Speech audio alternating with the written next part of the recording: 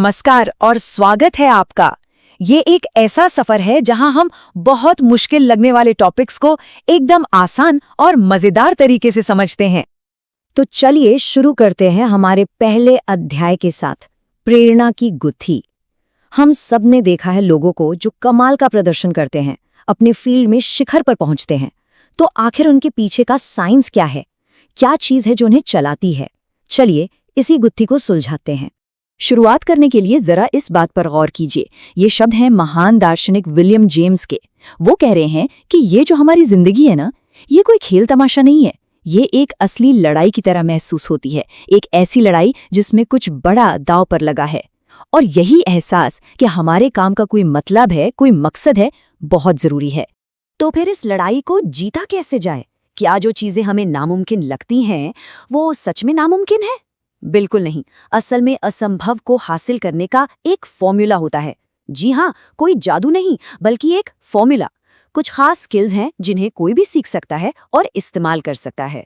तो सवाल ये है कि आखिर ये फॉर्मूला है क्या? देखिए, इसकी शुरुआत होती है प्रेरणा से, जिसे हम मोटिवेशन भी कहते हैं।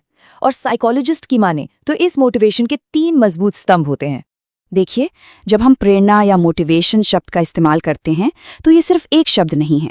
असल में ये 3 अलग अलग स्किल्स का एक कॉम्बिनेशन है। पहला है ड्राइव। ये वो एनर्जी है जो किसी भी काम को शुरू करने के लिए चाहिए। दूसरा है ग्रिट, यानी मुश्किलों के बावजूद टिके रहने की जिद। और तीसरा है लक्ष्य, यानी वो मंजिल जहां हमें पहुंचना है। तो हमारा ये सफर शुरू होता है पहले स्तंभ यानी ड्राइव से। आप इसे अपनी गाड़ी का इंजन समझ सकते हैं। यही वो इमोशनल इंजन है जो हमें आगे धकेलता है, जो हमें कुछ करने पर मजबूर करता है। और हर इंजन की तरह इस इंजन को भी ईंधन यानी फ्यूल की जरूरत होती है। मजे की बात यह है कि ये 2 तरह के फ्यूल से चलता है, एक बाहरी और दूसरा अंदरूनी। और अगर आपको हाई परफॉर्मेंस चाहिए तो इन दोनों के बीच का फर्क समझना बहुत बहुत जरूरी है। तो ये बाहरी और अंदरूनी फ्यूल है क्या? देखिए, बाहरी प्रेरक यानी एक्सट्रिंसिक ड्राइवर्स वो इनाम हैं जो हमें बाहर से मिलते हैं, जैसे कि पैसा, शोहरत या किसी की तारीफ। दूसरी तरफ अंदरूनी प्रेरक यानी इंट्रिंसिक ड्राइवर्स हमारे अंदर से आते हैं, जैसे किसी काम को करने का जुनून, कुछ नया सीखने की बेचैनी या अपने काम में कोई बड़ा मकसद ढूंढ लेना। अब एक मजेदार बात, रिसर्च ये बताती है कि जो बाहरी फ्यूल है ना, खासकर पैसा, उसकी एक लिमिट होती है। ये जो नंबर आप देख रहे हैं, $75,000। एक स्टडी के मुताबिक साल में इतना कमाने के बाद ज्यादा पैसा आपको ज्यादा खुशी नहीं देता। मतलब पैसे से खुशी खरीदने की एक सीमा है।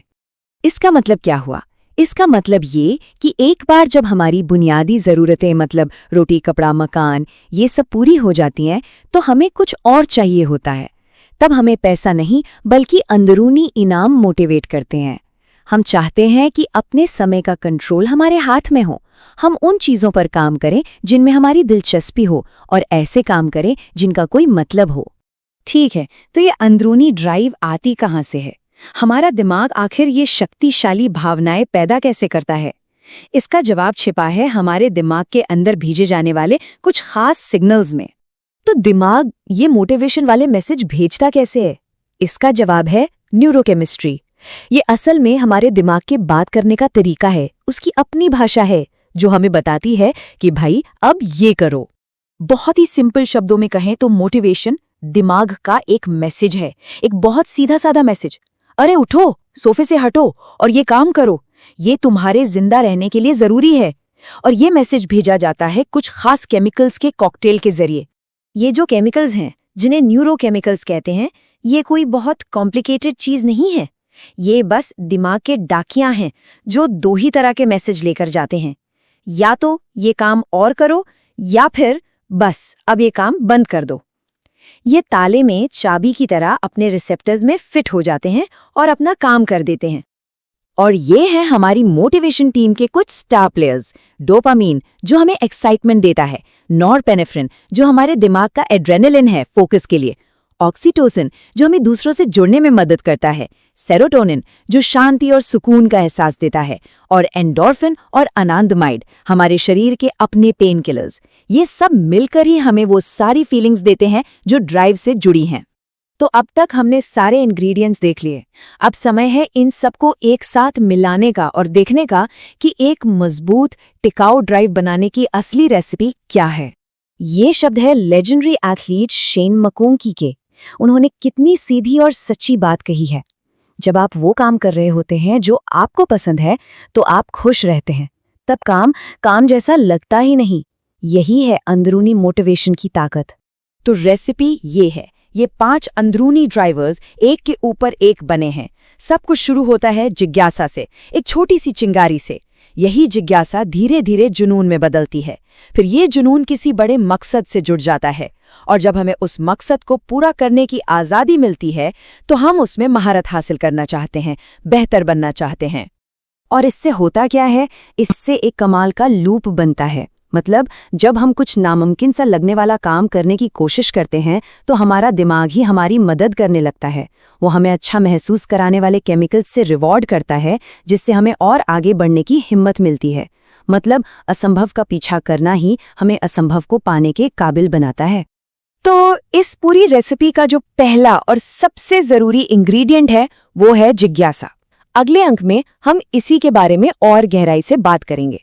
ये जिज्ञासा की चिंगारी आखिर लगती कैसे है और हम इसे एक बड़ी आग में कैसे बदल सकते हैं, जानने के लिए हमारे साथ बने रहिएगा।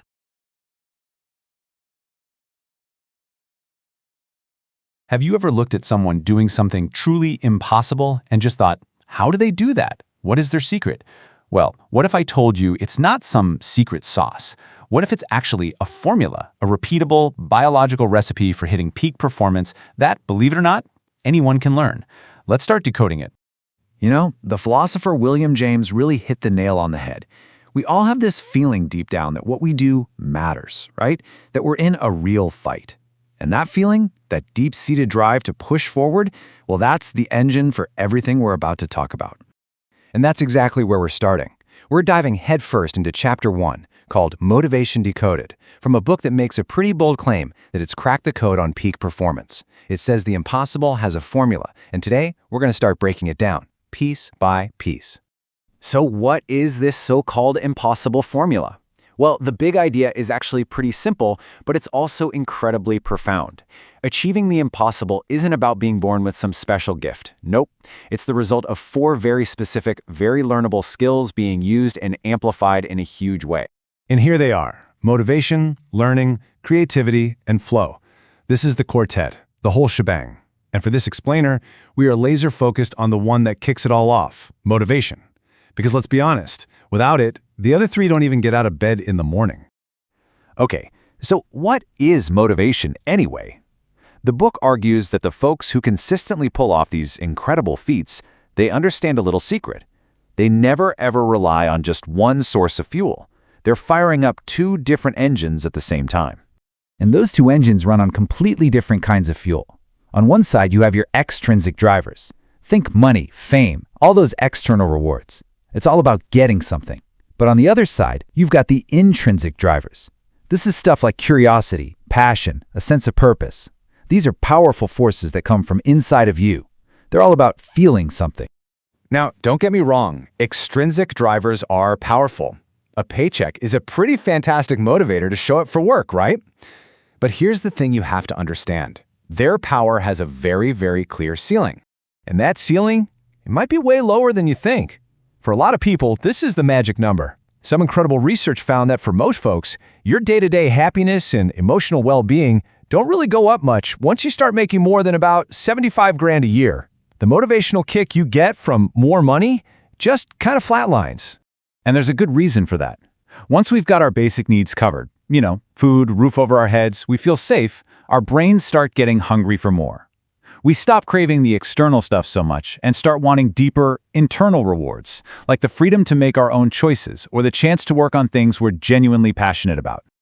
So, if our brains are shifting gears from wanting money to wanting things like purpose, what's actually going on in there? To really get what drives us, we have to pop the hood and look at the wiring. We have to talk about the brain's reward system, because motivation, it's not just a feeling. It's a game of straight-up neurochemistry. I absolutely love this quote from the book because it just cuts through all the jargon. All that complex chemistry in your head, it's really just your brain sending you a simple, urgent message. Hey, pay attention. Do that thing again. It's important. It's basically a survival instinct. And the main messenger chemical here is dopamine. People call it the pleasure chemical, but a better way to think of it is the chemical of wanting, of seeking. It's about anticipation. You know that little jolt of excitement you get when your phone buzzes? That's a dopamine hit, telling you, go check it, find out what it is. But dopamine isn't a solo act. Once it gets you interested, its partner in crime shows up, norepinephrine. Think of this as your brain's built-in focus drug. When something really grabs your attention, norepinephrine floods your system, and suddenly you're locked in. It's that feeling of being totally obsessed with a new project or idea. And finally, there's oxytocin. As humans, we're fundamentally social animals, and this is the chemical that makes it so. It's the neurochemistry of trust, of belonging, of connection. That warm, fuzzy feeling that drives us to work with other people and build communities, that's oxytocin, and it is a hugely powerful motivator.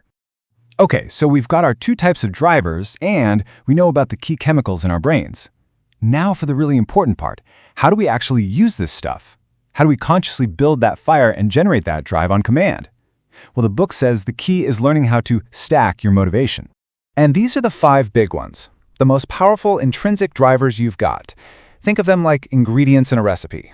Sure, they're good on their own, but their real magic is unleashed when you start layering them or stacking them, one on top of the other. So where do you start stacking? The recipe is super specific about this. The entire foundation for building massive, long-lasting motivation, it starts with the simplest, most basic driver of all, plain old curiosity. So why curiosity? Well, because our brains are literally hardwired to start there. The second something piques our interest, our brain releases a tiny bit of norepinephrine to make us focus and a little shot of dopamine to make us want to know more. It's the perfect neurochemical ignition switch for the whole system. And this leads to a really beautiful, powerful feedback loop. When you start stacking these drivers, starting with that spark of curiosity, the drive you generate makes it easier to keep going, which in turn generates even more drive. So in other words, the very act of chasing a huge goal creates the biological fuel you need to actually achieve it. So we figured out that curiosity is the essential first spark. But let's be real, a single spark isn't enough to do the impossible. The big question is, how do you take that tiny flicker of interest and fan it into a roaring, unstoppable wildfire? Well, that next ingredient in the recipe is passion, and that is exactly what we'll be decoding in our next explainer.